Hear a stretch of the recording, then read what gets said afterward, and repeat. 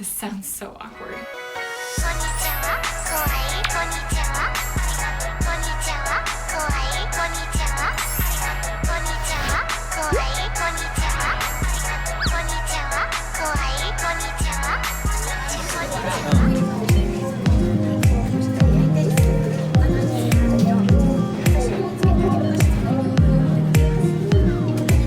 Okay, so we just went to the Japanese market and I got this organic soy milk with organic green tea. Oh my gosh. Let me know if any of you guys living in Japan have ever tried that and if it's good. We're gonna try it now, but I'm scared.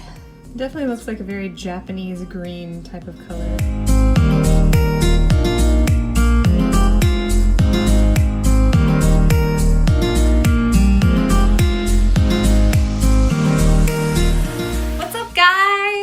Welcome back to another video. This one I wanted to talk about how I am actually learning Japanese. It's so hard.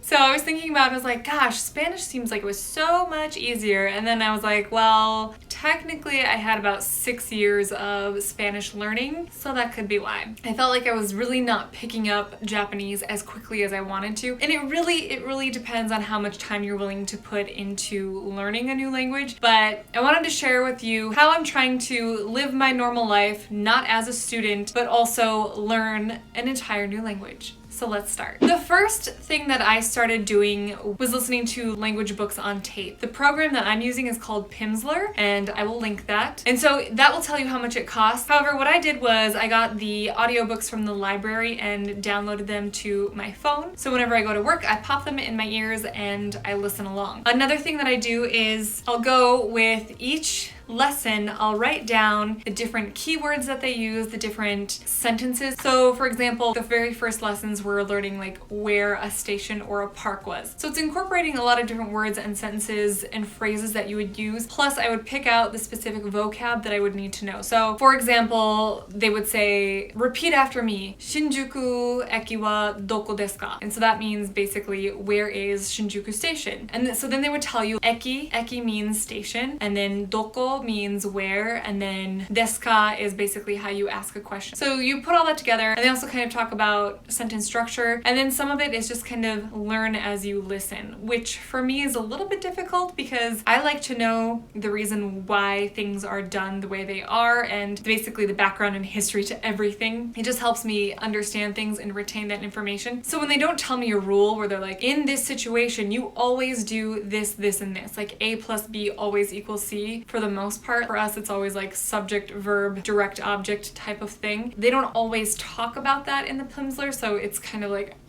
everyone learns differently. So I want to put a disclaimer that these aren't the best options for learning Japanese. They're also not like the most proven ways. They're just what I'm doing currently based on my resources and my availability, because I don't have a lot of time right now to devote to learning Japanese, but it's something that I want to do. So these are really easy for me to take with me and go while I'm doing that. So like basically here I'm on level 7 and we're learning about where we're eating basically. And so they're like restaurant de or something like that. And so I wrote down restaurant because they don't say restaurant, they say de, a DR, you say like restaurant. And it's knowing little things like that that will really be helpful. And then the Pimsleur, they do kind of go over that. I think they're just not as involved as if you were going to a class or if you were following along in some type of book. And so then they have like itsu tabimasu ka, which is like when are we going to eat. So I've written all of that down so that I have notes to kind of guide me and to refer to as I'm learning the lessons. I really think that it is helpful to not only listen to the lessons but also make notes. And I know it's very much like you're in school and you have to do homework and stuff, but if you want to learn a language, it's kind of what you have to do. So I made notes, and then that way too, when they do refresher lessons, I can go back and refer to my notes if there's something that I don't remember. And then the good thing about it as well is that they always tell you to start from lesson 1. Like the further you get into it, they're like, go back to lesson this to refresh your memory, or start with lesson blah blah blah and work your way back up to this lesson. And that's one of the biggest things about learning a new language is just that repetition. Once you become more comfortable with the verbiage and the vocabulary,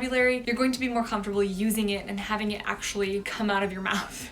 because that's something that I still struggle with Spanish. I didn't use it enough because in the Midwest where I learned it, not too many people speak Spanish. And so then when I actually came to LA where a lot more people speak Spanish, I felt uncomfortable actually utilizing it because I wasn't comfortable forming the words and the sentences in my mouth. You're using different shapes than you normally do in English. Same with Japanese. They say things like the word tokorode. Tokorode was like one of the hardest words for me to say. I was like, I don't know what I'm saying. Tokorode. Yeah, and there's a lot of other words I can't think of right now that I just can't wrap.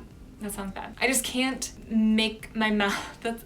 All this sounds so innuendo worthy, but basically I can't make my mouth do what I want it to do to form these words. Please keep your minds out of the gutter with that one. Thanks. So yeah, it's definitely something that you have to practice. It's similar to like if you're speaking Spanish and you have to do like the R. A lot of native Spanish speakers can't actually do the R. It just takes practice. God, this sounds so awkward. Another thing that I did was I made an alphabet sheet. This is hiragana because I feel like hiragana is going to be used the most. From what I noticed when I was in Japan, there was a lot of hiragana. There's obviously a lot of kanji, and that's going to take a lot more time for me to actually learn because it is quite involved. That's something that I'm not quite ready to learn yet, but having the hiragana is at least something that will start and that will be really helpful if we decide to move. But even if we travel again, I can recognize and read a lot more knowing the hiragana alphabet. I don't know that there's a song or anything that goes with learning the alphabet. Like, you know, we have the ABCs, which is super easy to remember, but there's a lot more characters within the hiragana alphabet than in the Western alphabet. And so I'm not sure like a,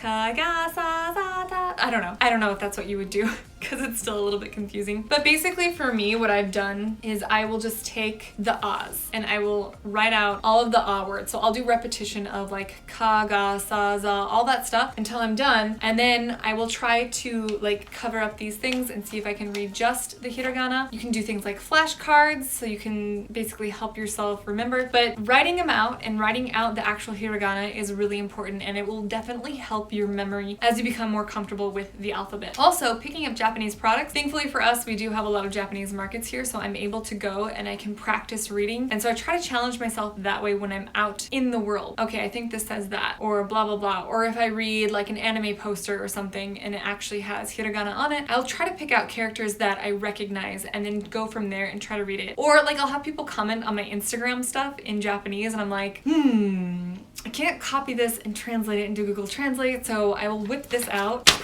and I will try to translate it using my hiragana chart. And then thirdly, I use the app Duolingo. Now, I'm not sponsored by any of these things, though. Duolingo, if you want to sponsor me, I'm totally cool with that. There are pros and cons about Duolingo because you definitely need to know a little bit of Japanese going into it. You guys might know Kevin Abroad because he talks a lot about learning Japanese and different languages. He's multilingual. It's amazing. You should check out his channel. I will link that in the description box below. We were chatting about like whether or not he likes Duolingo and some of the other apps that he uses as well. And he agreed that you do need to have some groundwork or like a foothold in Japanese before you actually can benefit from the app. And even now when I use it, I'm like, I don't know half of these words and I don't know half of this hiragana. How am I supposed to apply this? But basically you're learning via mistakes. So you're learning from your mistakes. And I like that concept because when I do make a mistake, it is something that sticks in my head. Oh, I remember because I messed up on it, this is what this actually means. However, I do feel like it's much slower because I can't always remember all of the things that I don't remember.